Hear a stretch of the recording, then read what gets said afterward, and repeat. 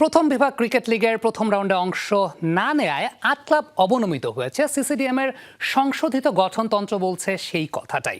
তবে লিগ বর্জন করা ৪৫ ক্লাবের প্রতিনিধিরা বলছেন গঠনতন্ত্র পরিবর্তনের কোনো ক্ষমতাই নেই সিসিডিএমের।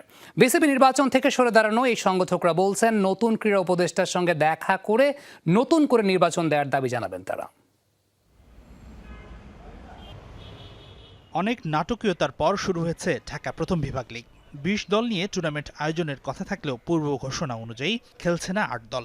৪৫ ক্লাব পিসিবি টুর্নামেন্ট বর্জন করার ঘোষণা দেওয়ার পর গত ৩ নভেম্বর নতুন বাইলজের নিয়মের কথা মিডিয়া রিলিজ দিয়ে জানায় সিসিডিএম, যেখানে বলা হয় কোনো দল টুর্নামেন্টে অংশ না নিলে তারা অবনমিত হবে।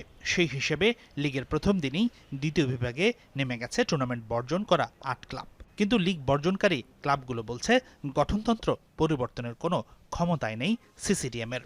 সিসিডিএমের এখতিয়ার শুধু আছে খেলা পরিচালনা করবে এবং খেলার ব্যবস্থা করবে। এইটা হচ্ছে সিসিডিএমের এখতিয়ারের বলে, যেটা আমাদের গঠনতন্ত্রে বলে।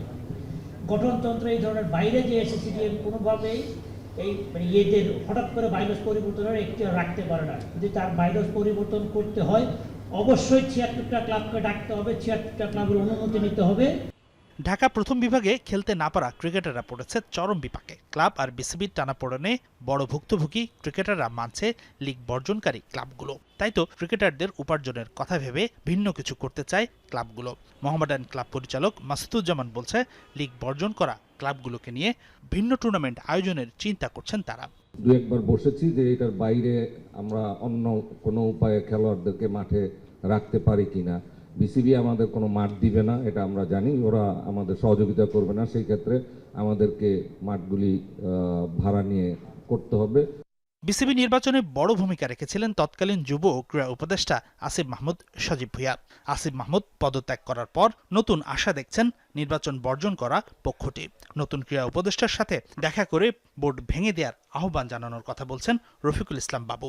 আমরা এখন নতুন উপদেষ্টা আসছে, নিশ্চয়ই তাকেও আমরা জানাবো ইনশাল্লাহ যে তারা কি অনিয়ম করেছে, কি দুর্নীতি করেছে।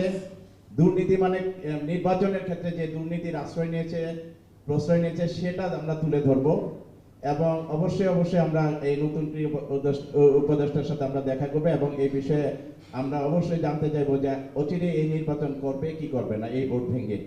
এদিকে প্রথম বিভাগ লিগের অধিনায়কদের ফটোশুটে সিসিডিএম চেয়ারম্যান বলেছিলেন লিগ বর্জন করার কথা তাদের জানায়নি ক্লাবগুলো। কিন্তু আদনান রহমান দীপনের এই অভিযোগকে মিথ্যা বলছে লিগ বর্জনকারীরা।